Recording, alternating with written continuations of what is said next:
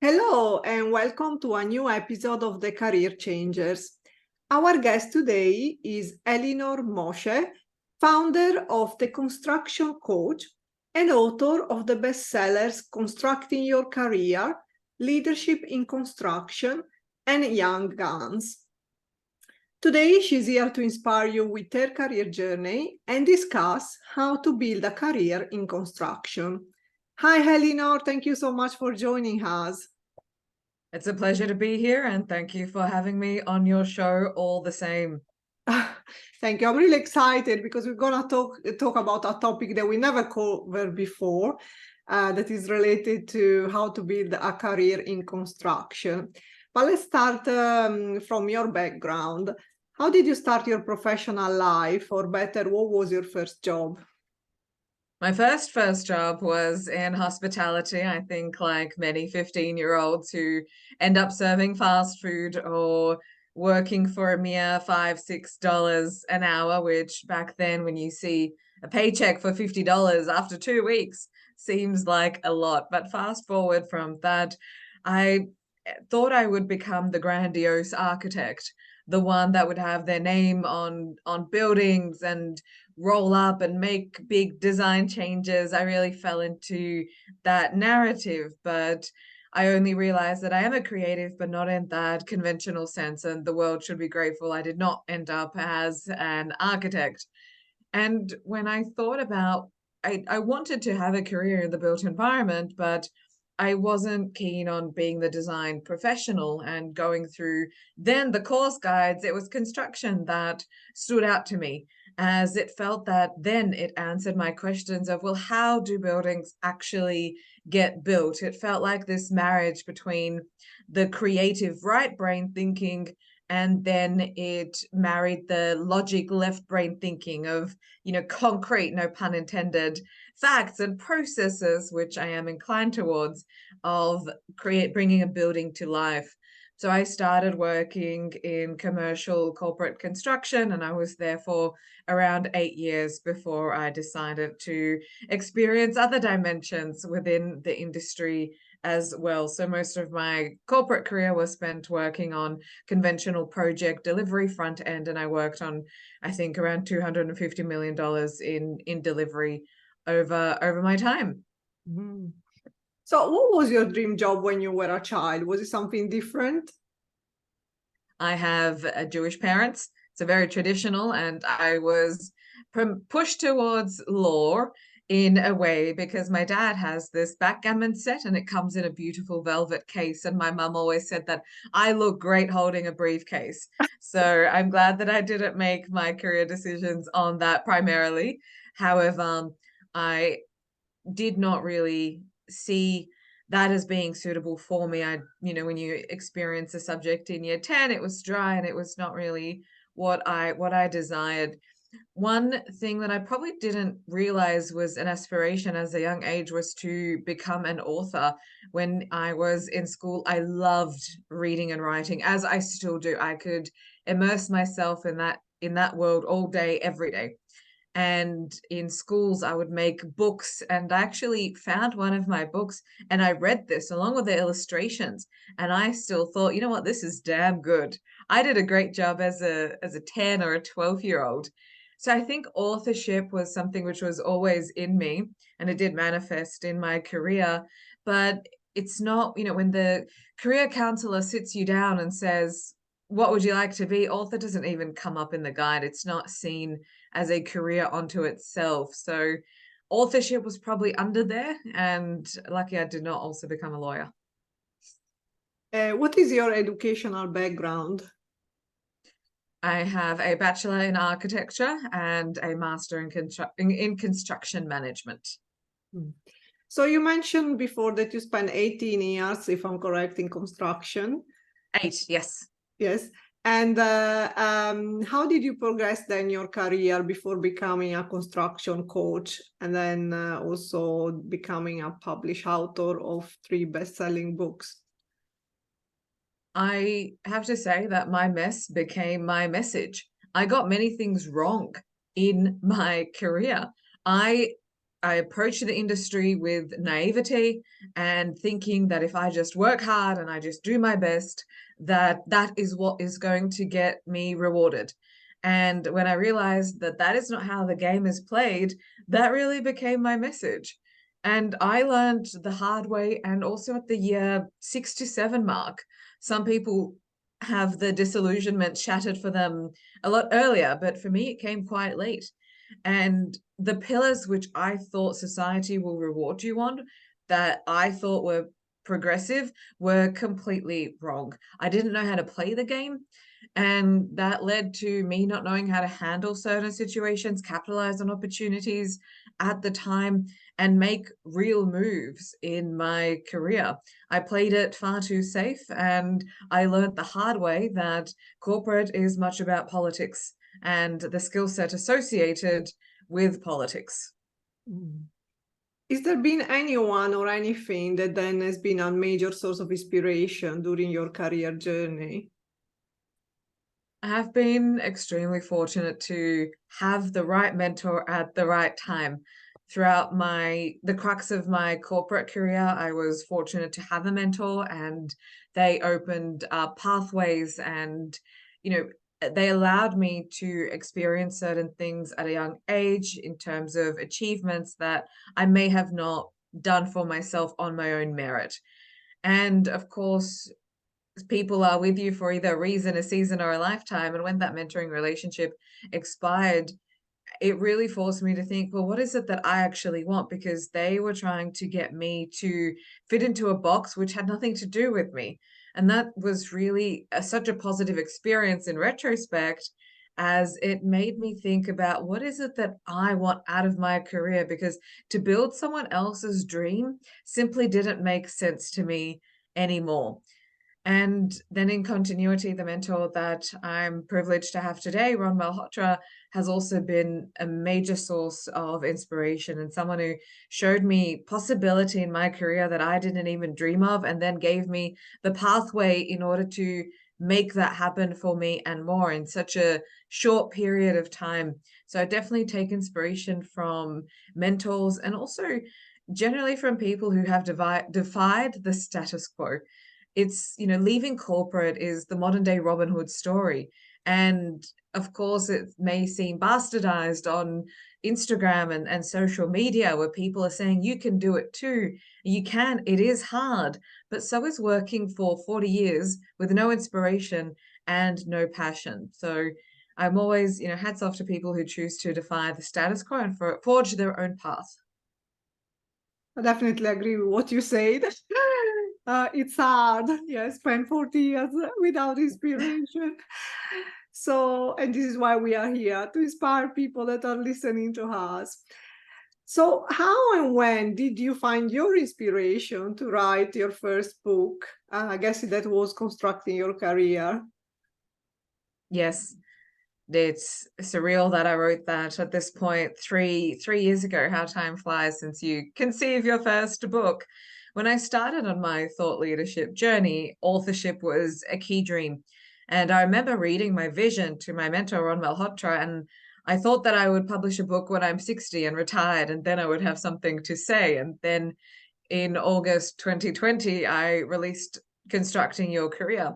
And what I realized in the industry, and it is still very much today the case, that individuals are not constructing their own career, right? It's your career, meaning you are the one that needs to be in the driver's seat doing exactly that, driving your own career. And like a construction project has to happen from the design and foundations and so on and so forth, that of course was not a perfect sequence. That is the same principles in which you must construct your career. Without knowing the vision, which is the design, what exactly are we going to end up with? If we don't have the right consultants on board, which are mentors, coaches, healers, whoever it is that you need on your team, then how are you going to really enable such complexity to come into fruition in your life and still achieve from that as well? There are all the unseen aspects of a building. For example, I can't see electricity, so that's the services. And much in our career, there are great and powerful unseen forces which have huge influence on our career and on our trajectory. So in the same merit that we construct a building, individuals in the construction industry are still following conventional career paths that were established by who knows who once upon a time that didn't even have you in mind. It didn't have me in mind, and it definitely didn't have anyone else in mind. But people are blindly following each other, going nowhere. And that is the harsh reality. But those who say, I've had enough and I'm finally going to take responsibility and ownership for my own career, is how they start to enable themselves and equip themselves with the powerhouse mindset and the high income skill set that is required to construct your own career. Because no one in the morning wakes up and says, I'm going to construct Eleanor's career. And no one wakes up and says, I'm going to construct Elisa's career. No one thinks of that. And if you are not thinking of that for yourself, then you are going to be falsely misled, and that disillusionment will come to an end if you think that your bosses or your managers around you are going to go out of their way to build your career for you. And that was the driving impetus to put this in a book, because people are being misled, not just in construction, but in careers generally, following paths and being the passenger. Some people aren't even in the passenger seat. Some people aren't even in the car of their own career. So it's essential to reclaim your own agency over your own career, which is the purpose of this book. Well, I definitely agree with everything you said. We need to take charge of our own career, find which is the destination where we want to go to. And sometimes it's a long journey, and it starts with looking for inspiration and listening to other stories like yours. So we can now talk about how to build a career in construction. That is something I find particularly interesting, because it's not one of the most common topics that is discussed when talking about careers. And I think it can provide inspiration for new graduates that come out of university, but also people that maybe are finding they want to, as you say, you had your own journey of mixing creativity with a passion for buildings, and so understanding how that world work. So first of all, if someone would like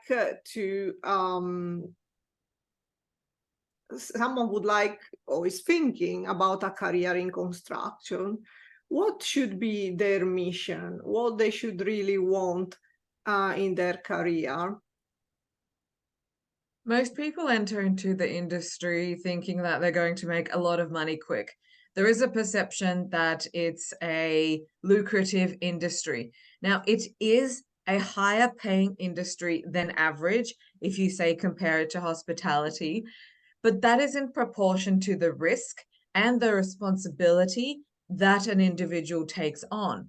There are graduates who earn 90 to 100K, but they also work 6 days a week full time. So if that is the kind of life that you want to have and you're willing to put in those hours in order to get the big numbers, then that's fine. But people think, they have a common misconception that they're just going to earn lots of money, drive the fancy cars, and not, have a cushy 9 to 5 job. That's the wrong reason to enter into the industry.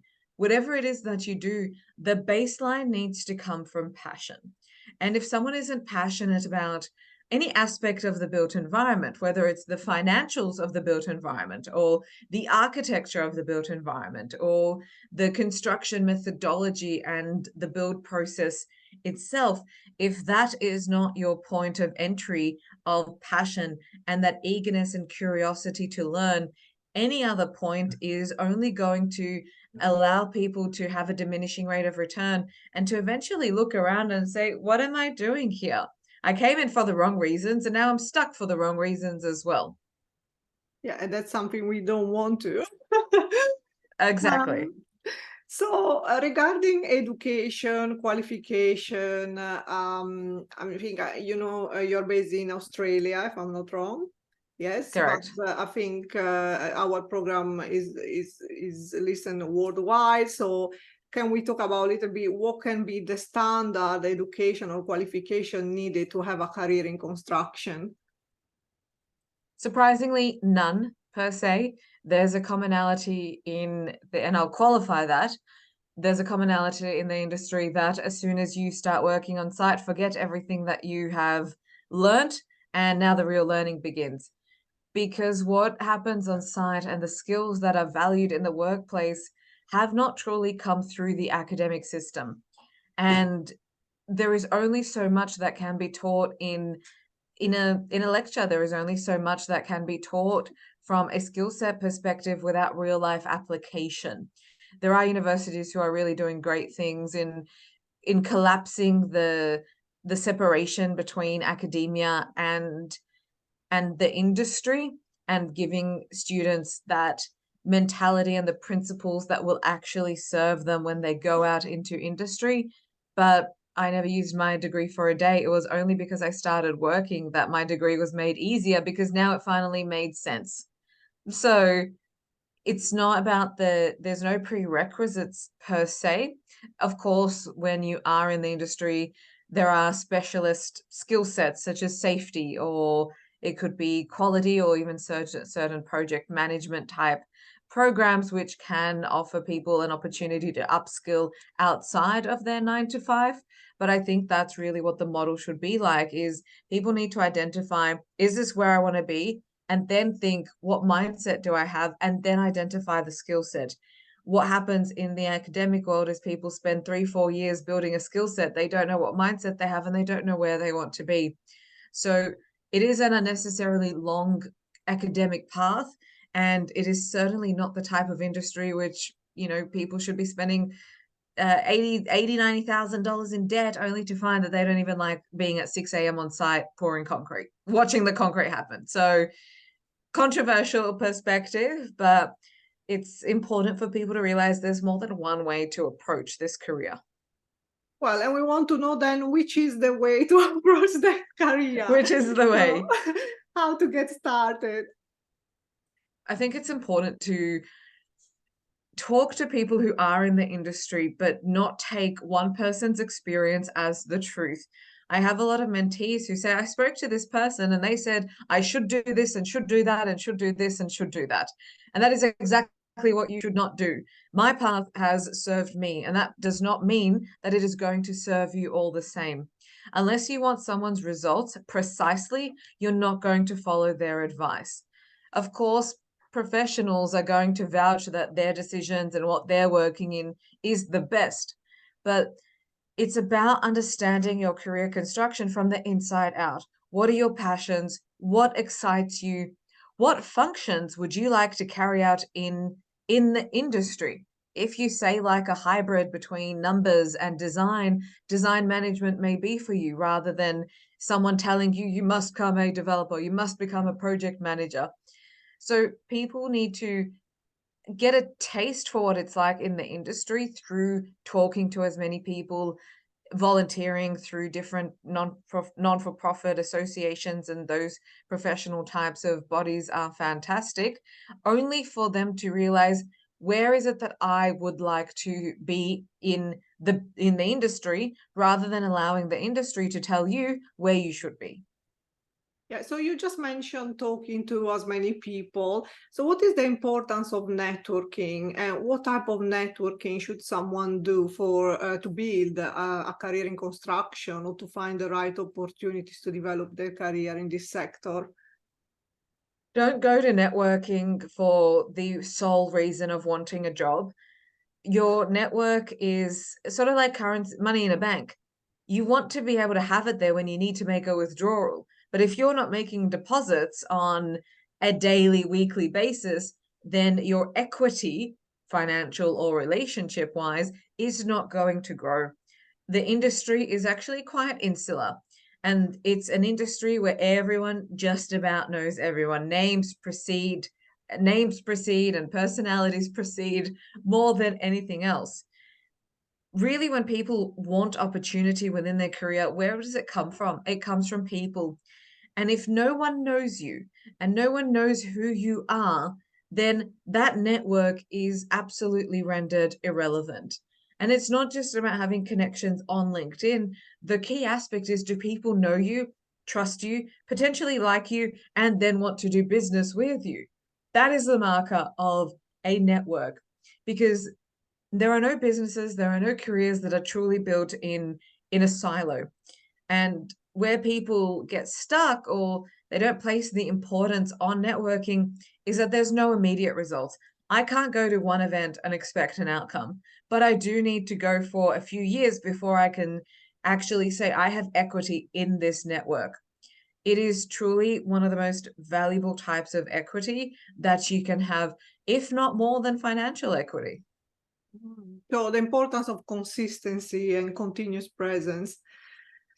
So we are approaching the last section of our episodes, and we would like to know a little bit about you, in terms of each of us with our choices can have a positive impact on the world. How do you feel you're making the world a better place through your work? You can only be an inspiration if you have taken massive and immediate action and defy the status quo. One isn't an inspiration because they have done what everyone else is doing. A key part of what I have always done is to seek to defy the status quo. And I know that in my heart of hearts, what I'm here to do is to enable humanity to be in a higher expression of themselves. Because when an individual is under so many layers of conditioning that do not belong to them, that do not allow them to be in control of their own career, of their own life, people become diminished. And to be crushed and diminished because someone doesn't have the backbone and confidence to make really good decisions for themselves is something that I can only reverse, number one, by doing that myself and constantly leading by example. I know that's, people have heard that often, but I won't be able to say, hey, construct your own career, if I didn't go and create my own niche where there was none before, in order to have the life and lifestyle that I want to see for myself. So that is a key part. And also by sending people away from societal constructs, away from what society is telling you, and getting them to look into the place where they don't want to look the most. And that is, of course, inside themselves, to find answers to what they want to know. And that's why it's constructing your career. It's, my podcast is called Constructing You. Young Gun is all about giving the power back to young guns, because we do not need more social editors, people telling people you're being too ambitious, too this, too that. They're irrelevant. What type of advice would you give to anyone during their journey to self-realization? There's a quote by Buddha, if I'm not mistaken, there's only two mistakes you make on the path. Number one is to not get on the path, and number two, if you are on the path, to stop. So I can only say they're really the two fundamental mistakes. If you haven't started the journey, then you are living with so much head trash and conditioning that you're robotic to this point. And I was that person, and that's why I say it. But then the path is challenging. You get to the dark night of the soul. You go through awakenings, and I know this is foreign terminology to a certain extent, but it is not easy. It is a turbulent pathway, and people stop. So do not stop either. And really, now the last question, if you could give yourself a piece of advice, what would you say to your younger self? To the best of her ability then is to be all of who you are. That is the core, that is the source of everything that is good in this world. If that is the greatest gift we could give ourselves, that is the highest expression of creativity and love. And even if Elinor back then did not know what self did look like, then to at least not live in the shadows or boxes or tiny, tiny pathways of what has been set around you. Well, thank you, Elinor, for joining us today and sharing your inspirational story and wisdom with our listeners. And for our listener, last message, don't forget to subscribe to our channel and tune in next week for a new inspirational episode of The Career Changes. Thank you. Grazie. Prego.